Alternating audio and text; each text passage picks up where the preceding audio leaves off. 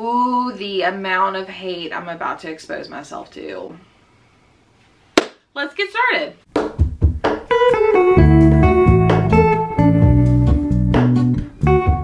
Hey, what's up you guys? Welcome back to my channel. My name is Jessie, and today I am talking about some new released books that are, in my opinion, not worth the hype. So I have 3 books that I literally read back to back, and they're some of my most anticipated books of this year, and I didn't like them, or I was very disappointed in them. So let's talk about them. I'm not trying to diss on any books. I'm just letting you know I went into these books with such high expectations and was immediately let down, and I'm just not understanding the hype around these books. So let's be kind to one another, okay? So going in chronological order, the first book I have is Happy Place by Emily Henry, and let me just tell you, the amount of effort I went to get this book early.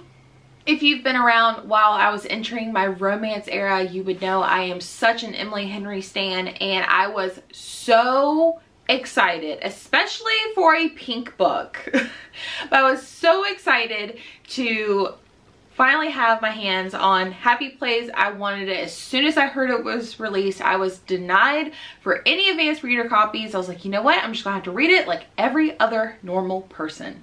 So I finally got my hands on this, and you guys, this was just such a letdown. Before I get into details, I did rate this 3 stars. So it's not like I gave it 2, 1, or DNF'd it. I did give it 3 stars. But when all of her other books are 5 stars and I'm only giving this 3 after I had to wait quite a bit to like figure out like what my rating was, 3 feels very low for me for an Emily Henry. But, you know, dissect that information with what you will. So this follows Harriet and Wynne, and they have been in a friend group for the longest time, and they always kind of had these vacations at this like house, like the summer house, and they always had the greatest times. It was like considered their happy place. Well, it's been a while since they've been back to their happy place, and everyone's invited back, but the friends don't know that Wynne and Harriet are no longer together. And so to kind of make everyone feel happy, and they say they'll tell them at the right time, they decided to kind of fake being together, like fake dating in a way. So I guess it's like a second chance romance and like fake dating in a way. I just did not like this book for some reason. Like, it was just like, I wanted to love it so much, but like there were some traits with some of the characters, specifically our main characters, that I was just like not on board for. And there was like another thing that happened like in the past that typically doesn't bother me, but for some reason it did bother me in this book. And I read a book recently right before this one that kind of had the same thing, and I guess like just having those 2 back to back kind of dampened my mood.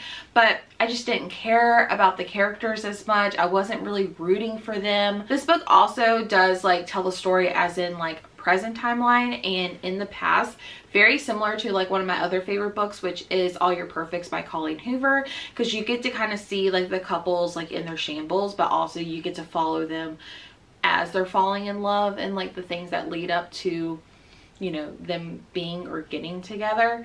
And I was like, oh, this is gonna be amazing, because I loved how that was set up, and it just didn't do it for me. And I know this is getting so much love, and I'm so happy. Like, I wish the absolute best for anyone that's willing to pick this one up, but unfortunately this was such a disappointment for me. So following Happy Place, I actually have another summer highly anticipated romance, and that is Meet Me at the Lake by Carly Fortin. And I do want to say thank you so much to Danielle, because she actually gifted this for me for my birthday, which was last year. She pre-ordered it for me, so thank you so much, Danielle. I don't want this review to reflect, your gift. So not trying to bash your gift. So this is actually the second book by the same author of Every Summer After, which I loved. Gave this one 5 stars. This was one of my favorites of last year. So to find out that we're getting a very similar vibe, like lake house romance, I was very, very excited to read this book, and especially to have it gifted to me, which made it so much better. I rated this one 3 stars. I think I just had such high expectations for a book following the debut by Carly Fortin. So I was so much excited. Again, another pink cover. I don't know what it is with this. Is this a bad omen? Like I don't know. Like I don't know. So this one again has a very similar format as Happy Place, where you get to see the couples meet and kind of see how their journey was in the past, and then you see them present timeline, which again, I typically like that. I liked it in Every Summer After, but I just felt like it just wasn't a great setup. So this follows Fern, who basically her mother had this like lake resort type of situation, and unfortunately her mother has actually passed away. So Fern is kind of having to like deal with not only grieving her mother, but like also the business, because it's not doing so well. So as she's having to deal with all that, the next person that comes in is Will, who she met 9 years ago, and basically like they fell in love, and they were supposed to meet at the lake the next year, and he never did. So, but he's actually there to help her with the business, because he was actually hired by the mom. I was really rooting for this, and I think it's because I was trying to connect this relationship to the characters in Every Summer After, which again probably isn't fair. It's probably my wrongdoing to do that. But again, I just had such high expectations, and putting this on my anticipated release list, it was just like, I don't know. But I really enjoyed it for the most part. It was just kind of a letdown for me, and just very average. This seemed very average. Again, I rated it 3 stars. I was just expecting a lot more. I just was hoping to connect with the characters a lot more, but unfortunately it didn't happen. So, and then the last book that I'm going to talk about is actually a thriller, and it's a book that I've been putting off for quite some time. You probably already know what it is, but it is The Last Word by Taylor Adams. And I DNF'd this one at 52%. I just was not vibing with this book for some reason. I feel like, I don't know, I feel like the premise of this book was something that was so freaking cool, but like I felt like most of the creepiness was in the beginning of the book, and then like the middle I was just like,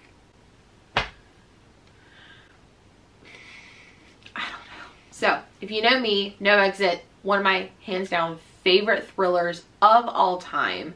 And I read Hairpin Bridge. I was not a fan of that one. I think I gave that one 2, maybe 3 stars. I can't remember. And then I read The Last Word, and I kept calling this one The Final Word and correcting myself to The Last Word. So if I ever said that, I'm so sorry. But I don't know. This was just such kind of a disappointment. I liked the format better of this one than I did Hairpin Bridge, because I just felt very like overdone as far as like the format. It's hard to explain without giving it away. This one follows Emma, and she is living alone on this like remote seaside town area, very far off from, you know, the world. And she's basically house sitting for this girl named Julie, and she likes to read books on her Kindle, and she does like reviews and things like that. And she leaves a 1-star review for this author, and the author reaches out and is like, hey, I saw you didn't like my work. This is something I poured my heart and soul into. It's my income, blah, blah, blah. You know, I would be really thrilled if you would take down your review. She ponders on it and then thinks like, no, like I need to stick to my gut. Like, you know, this is like, you know, this is how I feel. And so she respectfully declines that. And then it goes back and forth to where the author is just like, you need to turn or to take down this review. And she's like, no. And it kind of gets heated, and she's like, basically like, if few days later, the author starts to feel like the author, you would mow your lawn at this time. All right, we're gonna have to ignore the lawnmower. I'm so sorry. But a few days later, Emma starts to feel like the author may be stalking her. She also has this neighbor that like lives far out into the distance, but they like can communicate with whiteboards.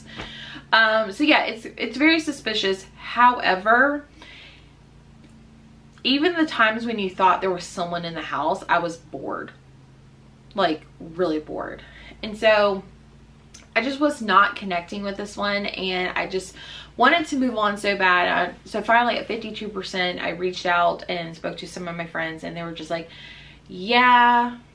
I was like, is it worth finishing? And I was just like, you know what, I'm just going to DNF at 52%. So unfortunately, this was not the one for me.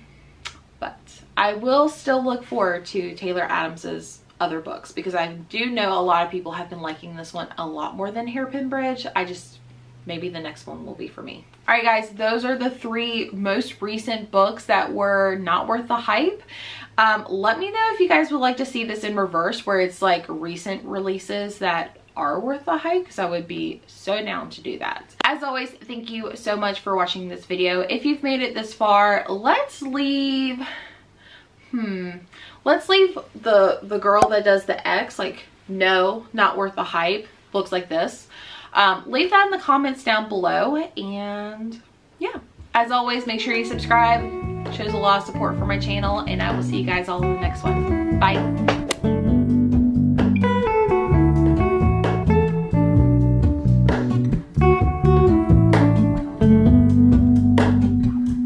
Hello, Ramona. I can't shake the simplest feeling beyond the ghost.